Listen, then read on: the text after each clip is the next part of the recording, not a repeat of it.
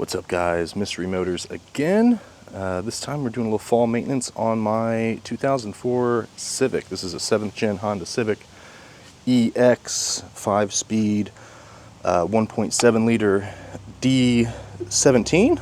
So yeah, we're doing oil. Ideally, if we have time, we'll see what happens. We're going to do the rear brakes, drum shoes, and hardware. I've kind of got a little bit of what I'm kind of calling a phantom pull on this car. Since doing a lot of work last year, we basically replaced the entire front end, so it's got new lower control arms, OEM inner outer tie rods, OEM ball joints, new hubs on the front. I mean, essentially everything suspension wise on the front is new, mostly OEM stuff. It drives great, but like at speed on the highway, it just wants to pull to the left. And that's within spec of the alignment, so I've just kind of been living with it, but I guess it's kind of a little bit of a parts can in me, kind of replacing those rear brakes, but I feel like we might have a warped drum that's causing some form of a pull, so fortunately components and everything else for these Civics are so affordable that, we can afford to throw some brakes at it and see if that, irons us out. But for the meantime, right now, initially what we're going to do, we're going to jack this thing up, we're going to change the oil. So as always, wheel chocks in the rear. I was thinking about doing a rotation as well, tire rotation, because we are kind of due, but we'll see. We're kind of trying to make this a quick day of maintenance, as quick as we can, but you know how that goes. So if I can, hopefully we can, on your 7th gen, up underneath in the middle, there will be this cross section. It's a flat piece, and it's basically, I believe it's kind of the front portion of your subframe right there. That's where you're going to want to position your floor jack to jack up the front. There are other ways, but generally, I mean, if you're going to be doing this frequently, servicing your own vehicles, a floor jack and, other kind of basic necessities will serve you well, Floor jack, a couple of jack stands, and you are off to the races. Here we go. Make sure we're positioned on that. Take her on up. That might be enough. Yeah. So we're going to be on the second setting of our jack stands. And on your Hondas, guys, I don't know if new Hondas have this, but your tried and true Hondas do. Pinch welds. So there's these extra fat pieces on four corners just behind and in front of your tires here, and that's where you put your jack stands to jack it up. That's also where you would put your scissor jack if you needed to change your your tires. So scissor jack has like a little, it's almost like a little I don't even know, almost like a little wrench kind of thing, and it kind of seats around that pinch weld. So these, obviously have a little kind of indentation, and the pinch weld just sits right in the middle. Let's lower this down. There we go. So all the tension is on those stands now. And then you always want to give it a good shove. That thing should be solid. You shouldn't have any sort of play, movement. And then if you can tell where my floor jack is, I don't know if you can see that, it's just off. So what I'll do every time is I'll just jack that back up to that lift spot. I won't put any pressure on it, but I'll just kind of rest it right there. So worst case, if these jack stands go anywhere, we have another 3-ton lift point there. So I always like to be as safe as possible when doing this, but so that's the way I do it. Yeah, on your 7th gen Civic, what you're going to want to do is take this tire off. So let me see. And I know there's probably going to be some people that's like, oh, you could just get the ramps and drive it up on the ramps and all that stuff, but I've always found the ramps to be a little sketchy, so I've not really been a fan of those. I feel like I've seen a lot of videos of the, someone driving it up and over the ramps, and then that's a nice trip to the body shop. Oh, put on my braking torque here, nice and easy.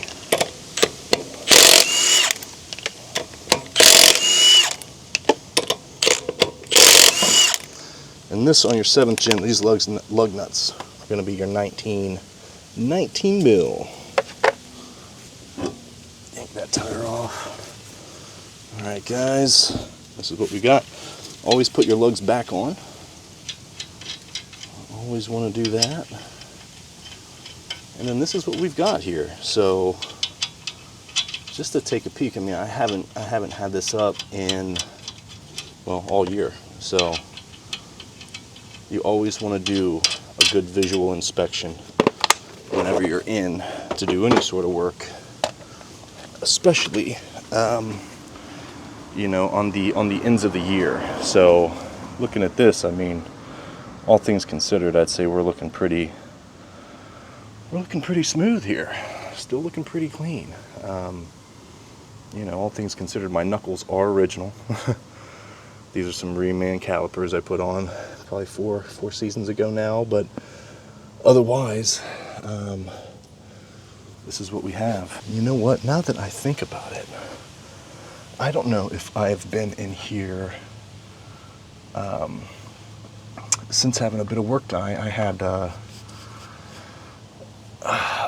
think it was the first bit of work that I hadn't really done myself, and it was just kind of one of those things where business was good, and I was like, well, let's just get it done. But if you can see up there, kind of tough to see.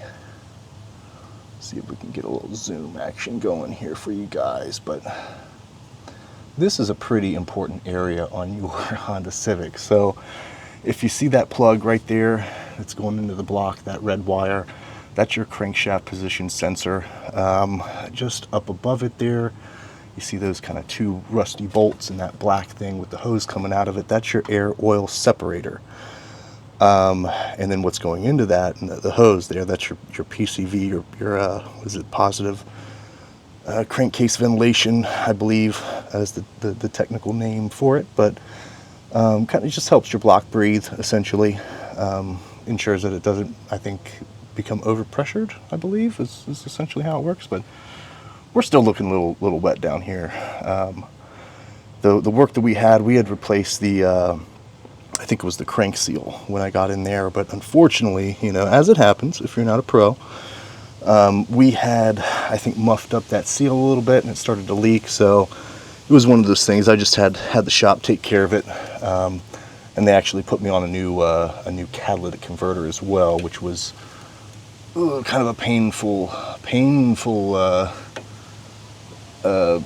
bill, as you could imagine. So, but yeah, with that being said, this is what we've got. So, up underneath your Honda Civic, you have your oil pan. Might be tough to see. Let me zoom out here, guys. We are fully zoomed in. So this is right up underneath your Civic. So you have this is your lower control arm here, right here. You come in, you have your subframe right here, and inside the subframe is your oil pan. And depending on what 7th gen you have, your oil pan might look different. It might be black. But your drain plug is going to be right there. I actually have a Fumoto oil valve. Makes it pretty easy. These pans are kind of a softer metal, so you figure 20 years of threading and unthreading a drain bolt, it gets a little soft, and that's kind of what I was noticing on mine. So what I did to fix that is just put this valve in, so I don't have to mess with pulling those threads in and out, the drain plug, so on. So we will pop that cap off and get my oil draining. Alright guys, we are set up here. We have our Fumoto oil valve, and the way this works, and you always want to make sure you get that, because when this comes out, it's going to be, you know, so you want to make sure you get your pan at a place where it can catch it, and typically that is nowhere near right underneath of the drain plug, so you got to use a little physics and kind of figure where that's going to be. But looks like my valve is looking a little damp down here, but again, I don't know if that is from my oil pan seal, because I believe it's on these, it's supposed to be an RTV seal. I'm not sure, but so with this, the valves you're going to pull down, you're going to flip it over, and there we go. Oh, I'm silly. So one of the things you want to do, and I forgot to, is you want to crack your crankcase oil fill. So, and in doing that, it looks like maybe we got a little bit better flow there. But you know, because you gotta think you're working with that vacuum. If it's pretty sealed up top, and your oil cap's on, it might not drain as freely as you want it to. But as it drains, you know, that angle is going to get less and less. So just scoot your drain pan up underneath, and then just let it do its thing. We'll let this drain for a second, and then we will get up at our oil filter, which on this car, it's just in the funnest place possible. So I'll show you that in a second. All right, in the meantime though, we'll go ahead and get this, get the oil situated. So let me find our filter. Welcome to my mess of a garage right now. So with these, I always run Wix filters, you know, for the most part. I mean, when I first got this, I ran, not really whatever, but you kind of have your preferences. But anymore, what I run in the vehicles now is AMSOIL, and this is, you know, arguably one of the better products you can put in your vehicle oil-wise. I've been running the AMSOIL in this car for about 60,000 miles. Purchased this car with 200,000 miles from the original owner. Did a little work. We had the valve cover off around that time, and you know, it looked like a high mile car. It kind of just looked tan, kind of brown, you know, a little bit of staining. We did the timing belt and some other stuff last year, and I was shocked when we pulled the valve cover off. It looks like a 20,000 mile car, let alone a 200,000 mile car. Not really any staining at all. And I attribute that to the detergents and everything else that they use in the AMSOIL. So the high mile stuff is going to have a little bit more, I think, than your average. You know, I think the XL is kind of one of the mid-range, you know, for the AMSOIL products. But this is like $8-9 a quart. Not the cheapest oil out there, but you know, for something as tried and true and quality as this product, can't beat it. Wix filters just the same, you know, very durable, very well built. So that's what I always do. Plus AMSOIL sells the Wix filters, so I just add them on whenever I place my order annually. Typically do that in the spring or the fall. But yeah, 520. One of the neat things about, you know, specifically the Hondas of this generation, we have a 2010 Honda Odyssey as well, uses the exact same filter, exact same oil. So I just got to order, you know, 2 of the same and then a whole case of oil, and we're set. You know, there's no getting different sized filters and everything else. I mean, which can kind of be tedious and, you know, not the end of the world, but it is nice to be able just to have one weight and one filter that you use for, you know, all of your vehicles essentially. So but yeah, let's take a peek back down here and see how we're looking. All right, we're starting to slow down. I think it might be a good time to crack that oil filter and get that draining as well. So let me grab my oil filter wrench. Again, this is kind of one of the I mean, it's probably a requirement really, because it's kind of tough to pull those off after they've been on for 5,000-6,000 miles. But It's like a $5-10 piece. Go to Harbor Freight, you know, any of your auto parts stores, they'll have this for you. But yeah, this is a pretty easy one because I got the valve. There's no wrenches involved. Super nice, super nice. I've tried putting that valve on the Odyssey, but unfortunately the clearances aren't really there. You know, so we do it old school with the Audi, but yeah, let's get under there, get this oil filter off. Oil filter will be, well, this is a tough one here, guys. I don't know if we're going to be able to really get a good angle on this. In fact, that might be the best angle we can get. And that's not really an ideal angle, but let's see. Let me see if we could zoom in there. Maybe. All right, so I believe right about there is that filter, if you can see it. I know it's probably not going to focus, but let me see. Use our exposure there. There we go. So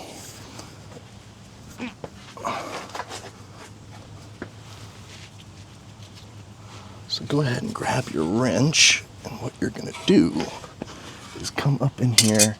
And that filter is right up. It's basically like halfway up the block. You know, but at least it makes it easy. Righty tighty, lefty loosey. Pull that thing off. It's going to start leaking. You know, this one isn't necessarily any cleaner than doing it for the Odyssey, but you know. All right, guys. I'm just going to position that right there. Yeah, you can't really see, but it's such a tight clearance. You're going to reach up. You kind of come in just behind, you know, towards the rear of the car, behind the axle there. Grab that and just start threading it off. It'll start coming down. You want to keep some good pressure on that until you start to feel the threads kind of, you know, coming free.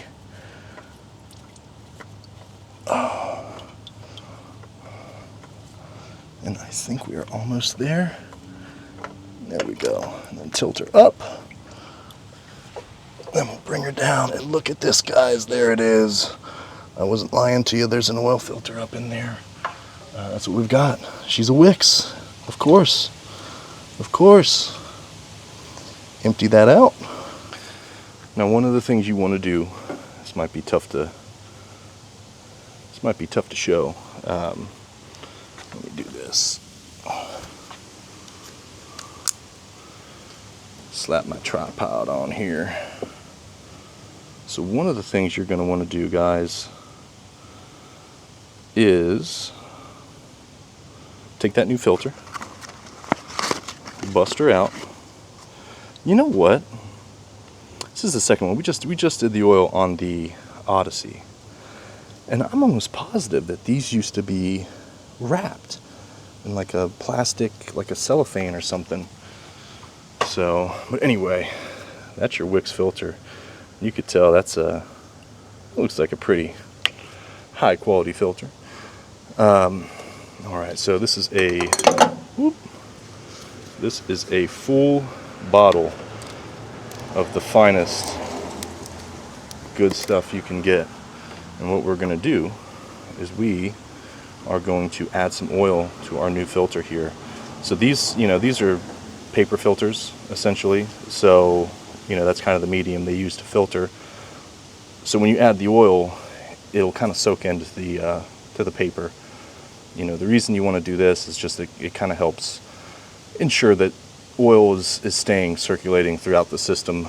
You know, if you put a dry oil filter on there, it probably won't be the end of the world, but you know, your car still has to build that pressure and send the oil through there, as opposed to you just have a little bit in the new filter, and that might help the system, you know, prime itself.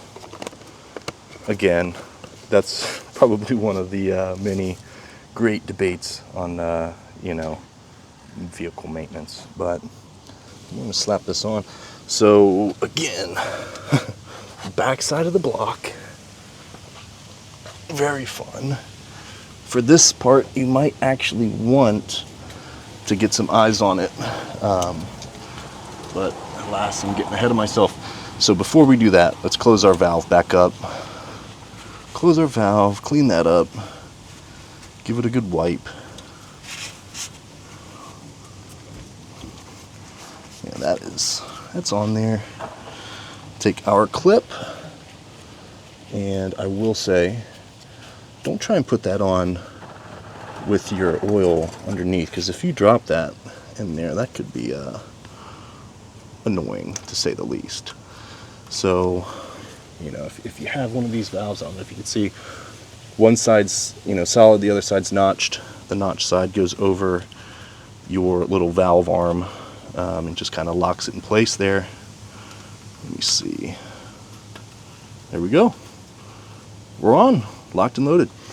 Let's take our filter, and we're gonna fish this bad boy up there, find those threads, and get her started.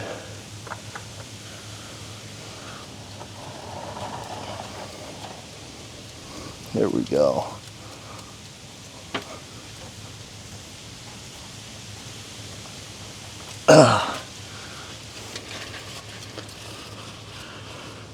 And guys, I just realized, rookie mistake here.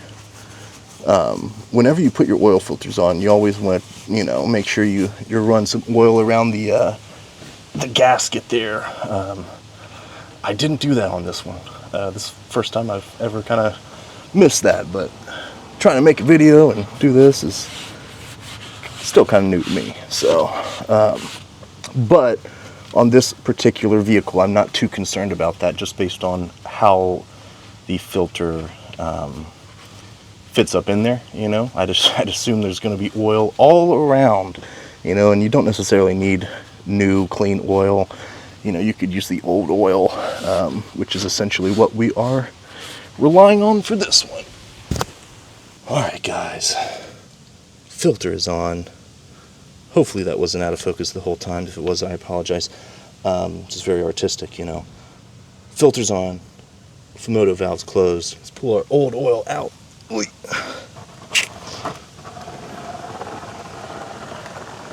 And then what we're going to do is we're going to go ahead and fill our just refilled car up. On this car, I always double, triple check, but I'm almost positive that it is 3.7 quarts. I've done this enough now that I feel like that better be it. You know, I got it right on the Odyssey. The Odyssey is 4.5. So I am almost positive that this is 3.7. But we will double check, and I will show you guys.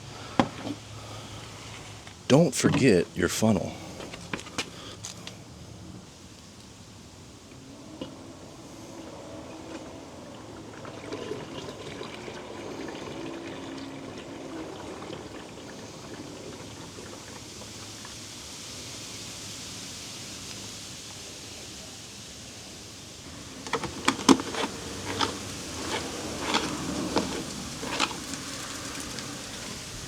Now let's see if we could figure roughly where that oil capacity is going to be. I'm going to say it's probably about right here. Maintenance record. Oh, that's neat. 04. There was one maintenance record entry here. That's kind of neat. 11/3/04. 10,000 miles. Very cool. So, yep. This is it. Adding engine oil. So this is your 7th gen. Essentially your 7th gen manual. So 520 is what it calls for, and I think the amount might be, yep, right here. So it looks like, yeah, new washer on the drain bolt, crush washer. Obviously we didn't do that because we have our oil valve, but shows you right here, you know, kind of a photo description of where that oil filter is in the drain valve. This is a US EX. So as you can see right there, that is in fact 3.7 quarts. So we're starting to remember something. You always want to make sure your fill funnel is nice and clean. We just used this for the Odyssey, so we are still clean. So we're going to add 3.7. We're going to go ahead and put the rest of that first quart in there.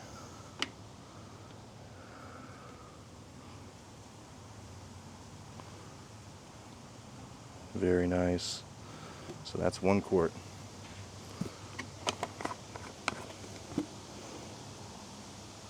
Now, I don't know if I mentioned it in this one, but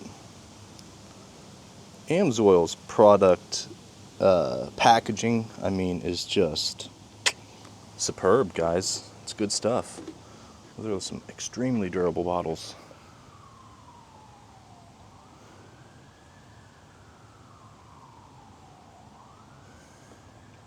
So this is 2 down the hatch. And we're going to do 1 more, and then 0.77 of the last quart. And now we have 3.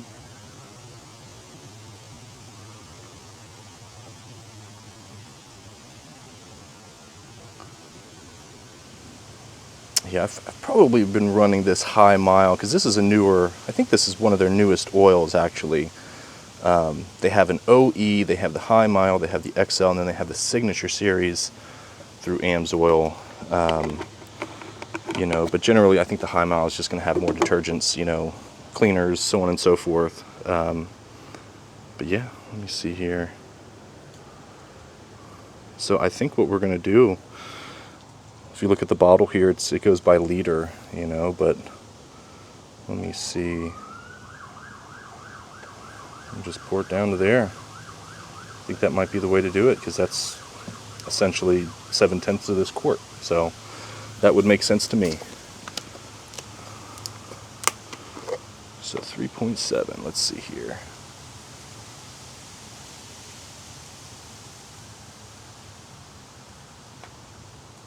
Let's see where we're about. Ooh, close, close, close.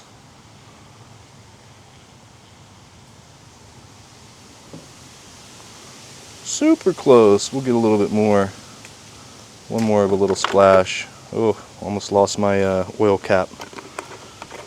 Luckily on an engine like this, there's not really any little pits for it to fall into unless, you know, you get it like in the manifold area. Otherwise it's just falling down over either side. So might seem daunting at first, but once you realize just how small, you know, some of these engines are, it definitely makes it a lot, instills a lot more confidence, you know, because you could pop the hood and, I mean, on any car and just so much going on, you know, but once you start to kind of dissect it and look at it like, oh, this is the airbox, I can remove that easy, you know, and then we just have the main heart of the car here. It's definitely helps, at least with my mindset when wrenching. All right, so we have our 3 quarts in, and then we have our 7/10 in. Let's go ahead and check our oil level real quick, and then we'll go ahead and fire it up. And actually, let me fire it up first. We'll let that oil circulate real quick.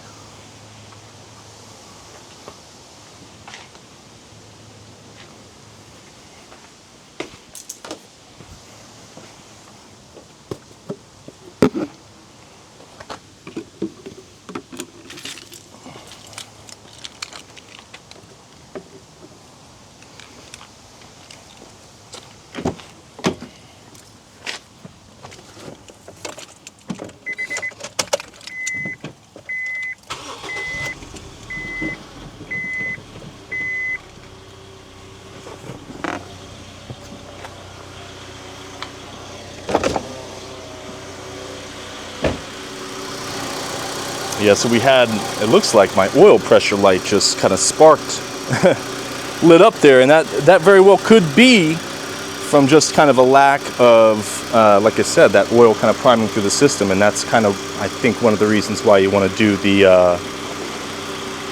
oil in your oil filter before you install it. So, but we're running, and I will say, you know, this is a very tight sounding, very smooth 260 mile D series.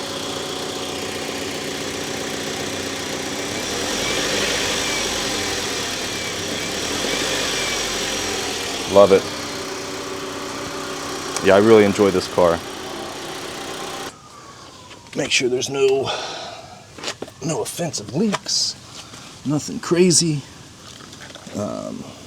So here we go. We have our Fumoto valve there, and it looks like we are looking pretty clean. Pretty clean. Let's see if we can get a look at our filter. So this is really the back side. I mean, the filter, it kind of sits behind the lip there, so you know, when you pop that thing off, that whole section there is getting just doused in oil. So you want to clean that up, and you know, obviously clean up the oil pan as much as you can. I'd say that's certainly part of routine maintenance, is just making sure things are clean. That way you can quickly identify an issue, you know, the next time you're in there. Because you know, if you don't clean stuff up and you let it go, you know, you could pop the hood and it's just a grimy mess, and you're like, I don't even know where to start. So if you fancy some DIY stuff, highly recommend keeping your stuff as clean as possible. But otherwise, guys, I think we are pretty much all finished for this oil change video here. You know, we could do a quick little inspection on this side. I mean, like I said, we just did pretty much all this stuff. So the lower control arms are new. New ball joints, which are up underneath here, which probably look kind of a little rough now, at least that castle nut. But yeah, it's not too daunting, especially on these smaller, older cars. That's actually the reason why I got this car, is because it was cheap enough, old enough, you know, that it's not super overly complicated, that I can maintain it myself. You know, we own our own business, so it's keeping the cost of living low is important to maintaining the quality of life that I try to afford for my family and myself. So this is just part of it, and just happens to be pretty fun as well. So let's put that wheel back on, drop her down, and finish this job up. First things first, let's get our wheel back on. Bounced it right back up in my hand. A little dice action. Sevens. Alright, here we go. Yeah, after just doing the Odyssey, it's kind of funny at how small these lug nuts are. It's just so teeny. But again, that's what I love about this car, is everything is just so small. It's, you know, if you followed my channel, you know, we do small engine stuff. So if you are familiar with small engine stuff and are keen on doing some DIY, I would say this is like the perfect vehicle to start with. So here we go. And again, this is a 17 mil focus. There we are, 17 mil. And I always do this with the impact. Or actually, I take that back. I'm thinking of the drain bolt on the Odyssey. 19 mil for these lug nuts. So just low power. So get them seated up against the hub.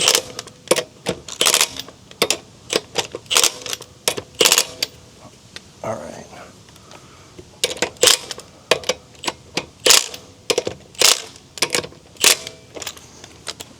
And then if you're not familiar, guys, you always want to do that in a crisscross pattern, you know. So you do one, you go straight across the hub, do the other, and kind of do a little star.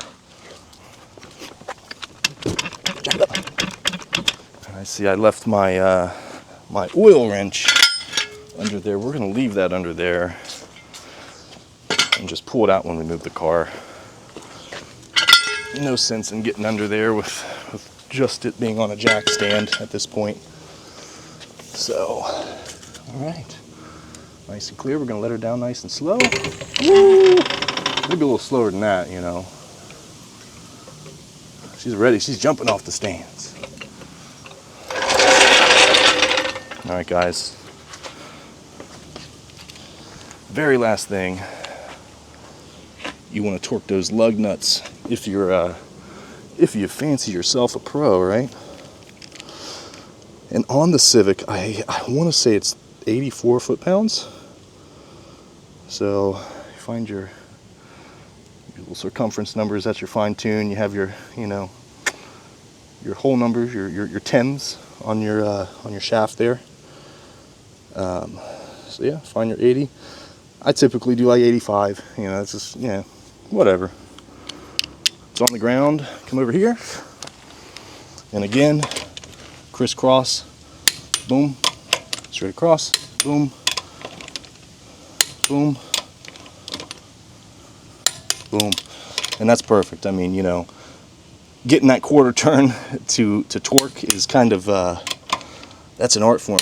You'll figure that out if you do this enough.